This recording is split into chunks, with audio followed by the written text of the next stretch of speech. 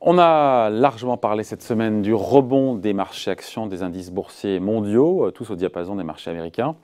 Et on voulait aujourd'hui vous parler de la bourse chinoise, qui a mieux résisté que les autres bourses mondiales.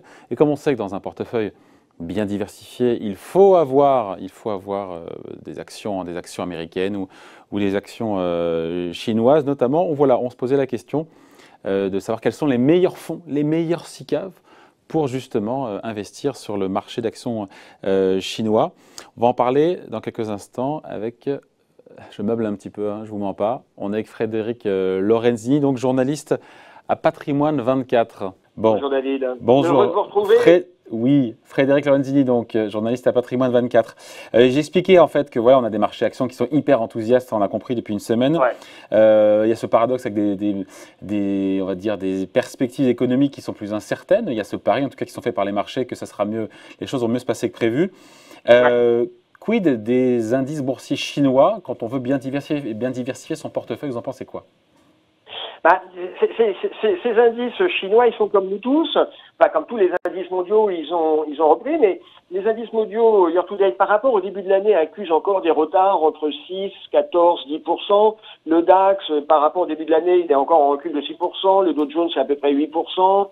Le CAC 40, c'est à peu près 14%.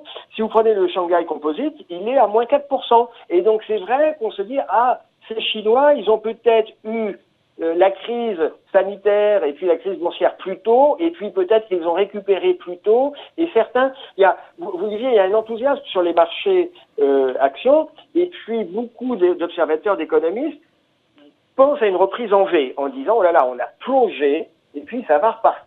Dès qu'on va ressortir du déconfinement, ça va repartir. Et donc, du coup, on se dit, les Chinois, au niveau boursier, year-to-date sur Shanghai, depuis le début de l'année, c'est moins 4. Ils sont un petit peu plus, certains pensent qu'ils sont un petit peu plus avancés que nous au niveau cycle boursier et peut-être cycle économique. Et certains se disent, c'est le moment d'y aller. Alors, vous y croyez ou pas alors à cette thèse? Écoutez, elle est séduisante, cette thèse. Elle est peut-être un petit peu, pas simpliste, mais un petit peu simple, parce qu'il y a encore plein d'hypothèques.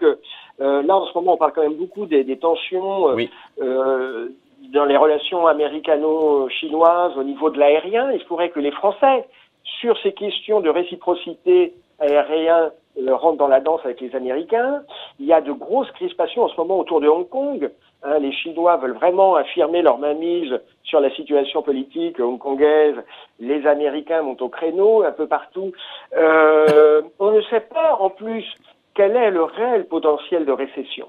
Aujourd'hui, on est content, on peut retourner sur les terrasses, on se dit la crise sanitaire est derrière nous, vraisemblablement. La crise économique, à mon avis, je fais partie de ceux qui pensent qu'elle peut être devant nous encore. Et donc, le potentiel de récession, on n'arrive pas complètement à le mesurer, à le pricer.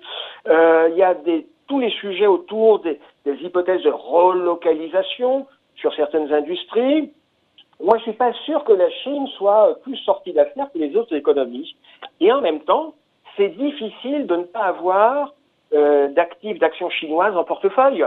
Parce que même si il y a un petit trou d'air sur l'économie chinoise, ça reste quand même un des gros poumons économiques de la planète, et puis ils sont de plus en plus incontournables. Donc on est dans une situation où on est quand même un peu obligé d'avoir des marchés asiatiques et chinois en particulier en portefeuille, et puis il faut le pricer correctement et avoir le niveau d'exposition, trouver les bons supports qui permettent d'y aller. Alors justement, vous avez fait votre travail de fouineur, d'enquêteur plutôt. Non, mais c'est important. Et vous avez soulevé le capot de tout ce qui existe. Combien il y a de fonds d'ailleurs investis sur les actions chinoises qui sont distribués en France? En fait, vous savez, le marché français est un marché en termes de gestion collective de fonds très prolifique. Vous avez plusieurs milliers de fonds. Ouais.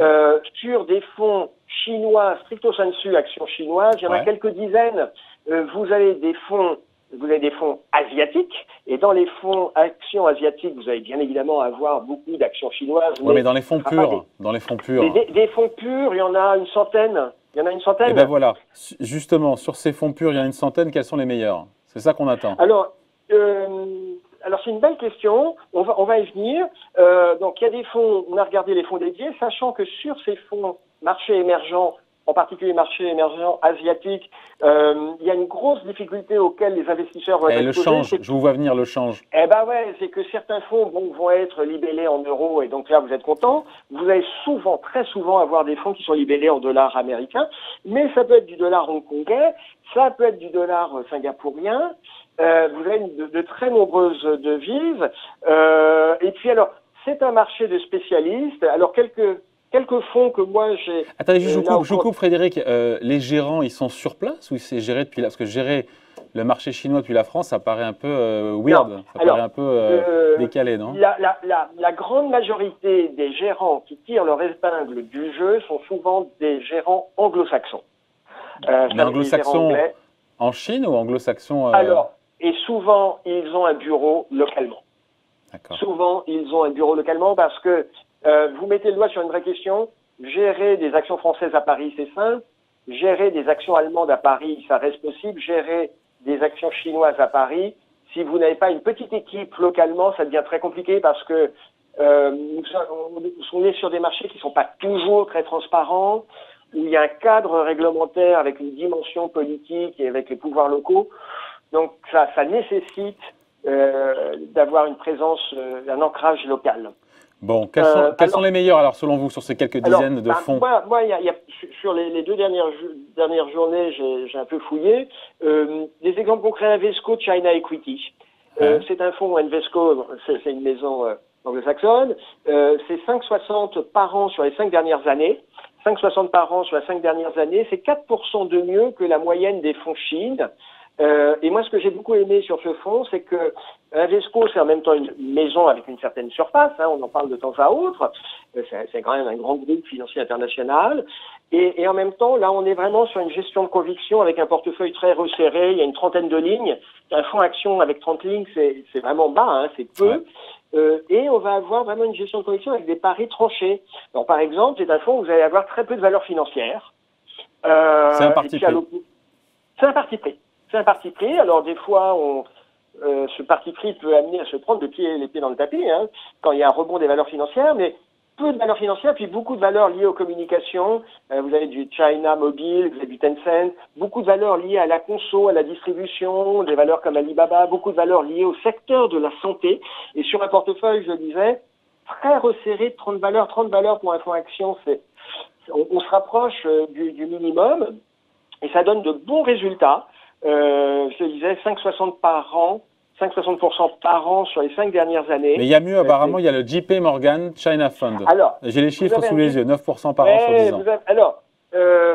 Vous avez le JP Morgan China Fund, c'est 9% par an sur 10 ans. Là, c'est un fonds qui a un track record et un historique, hein, excusez-moi, c'est un fonds qui est un petit peu plus vieux, on a un historique plus long. 9%. Alors ça, c'est bien, c'est près de 3% de mieux par an que la moyenne. Mais là, je vous parle de la version dollar. On a une version euro qui est un peu plus ancienne, qui a un track record, un historique. La version historique, c'est une version dollar sur le JP Morgan China Fund, et puis on a une version euro qui est un petit peu plus récente.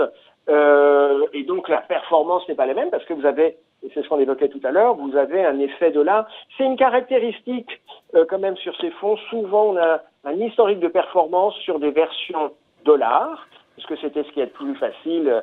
Le marché pour ces fonds est international. Et puis à un moment, le gérant, l'équipe de gestion, la maison de gestion a décidé de faire une version euro. Un autre exemple, le First State China Growth, 9% par an sur 10 ans. Oui, et je vous coupe juste, Frédéric. Est-ce qu'il faut vraiment regarder sur 10 ans? C'est bien, on se dit, voilà, ils ont des bons résultats sur longue période, mais est-ce que ce n'est pas une performance qui a été faite, qui a été réalisée il y a 3 ans, 5 ans, 8 ans? Quelle est la performance plus spontanée aujourd'hui? Alors, vous avez raison. Quand on regarde sur la performance sur 10 ans, alors moi, je regarde la performance sur 10 ans et j'essaye de tenir compte de la régularité de la performance, parce que vous avez des gérants qui ont tout donné il y a 10 ans, pendant 3-4 ans, et puis depuis 5 ans, ils sont dans le creux de la vague. Ouais. Voilà. C'est pas le cas de ceux-là. Hein. Non, c'est pas le cas de ceux-là. Hein. Le but du jeu, c'est d'avoir des gens qui ont une belle performance globale sur durée longue, parce qu'à l'inverse, à l'inverse, vous pouvez avoir un gérant qui a cassé la baraque en 2019, parce que XYZ, ça a été une année exceptionnelle dans son historique, et puis qui avant n'a pas fait grand-chose, et puis qui à partir de 2020 n'a pas... Là non plus, ceux-là vous les avez mis de côté. Hein. Voilà. Non, ce qu'il faut, c'est l'idéal, c'est quand même d'avoir un historique de performance le plus long possible et pas regarder pas uniquement regarder la meilleure performance dans l'absolu, mais être sûr que cette performance, elle n'a pas été faite juste sur une année ou sur 2 ou 3 ans. Être sûr que voilà, il y a donc un autre exemple, je l'évoquais, le First State China Growth.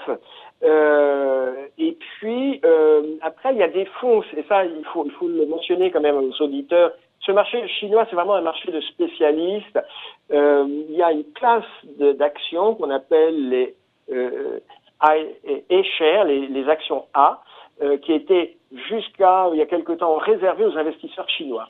Et puis, progressivement, les autorités chinoises ont ouvert, parce qu'effectivement, les autres gouvernements les taxaient de protectionnistes, donc ces actions A qui étaient réservées aux investisseurs chinois, progressivement, un certain nombre de maisons de gestion d'investisseurs internationaux ont été autorisées à aller sur les marchés pour les acheter. Et donc, vous avez des fonds qui se sont un peu spécialisés sur les marchés A. Et je pense... Alors, pour le coup, on a beaucoup parlé de sociétés anglo-saxonnes. On a cité JP Morgan, Invesco, First State. Là, une société européenne, continentale, en tout cas, continentale, Allianz. Vous avez donc chez l'assureur Allianz, qui a aussi une société de gestion, le Allianz China A-Share. C'est 12% par an sur 10 ans. Ouais, après, faut voir la volatilité aussi. Il faut voir un peu comment le fonds s'est comporté, s'il a beaucoup... Alors, bien sûr. On est, de toute façon, on le sait, sur les marchés émergents, on est structurellement sur des marchés volatiles et pour les investisseurs, c'est un paramètre à intégrer. Mais en même temps, on l'a dit, mais on va le répéter, quand on va sur les marchés actions, c'est pas pour 2 ans. Oui. C'est notre objectif. Ouais. On finit là-dessus, juste Frédéric. Tout n'est pas bon à prendre sur les dizaines de fonds actions chinoises. Il y a aussi des canards boiteux. Ah oui, il y a des choses qui n'ont pas de valeur. Alors, un exemple concret, malheureusement, c'est une maison française, LDPAM. LDPAM, c'est la Banque Postale AM Asset Management, c'est la filiale de la Poste. LDPAM, Action Croissance Chine, bon, c'est moins 1% par an au cours des 5 dernières années. Voilà. Donc, c'est vrai que la classe d'actifs actions chinoises, globalement, c'est difficile de ne pas en avoir, parce que c'est là... C'est un pôle de croissance économique mondiale qui est difficile d'ignorer. En même temps, c'est un marché qui est très technique. Il y a plein de problématiques, il y a des problématiques réglementaires, il y a des problématiques de devises. On a surtout des anglo-saxons, on a quelques Européens comme Allianz, mais on voit que certains, effectivement, se prennent les pieds dans le tapis parce que c'est un marché qui est compliqué. Voilà, et donc il faut séparer le bon grain de l'ivraie. Et donc notre ami Frédéric qui est passé tout ça dans son petit tamis. Merci beaucoup Frédéric Lorenzini, journaliste à Patrimoine 24. Bon week-end, bye.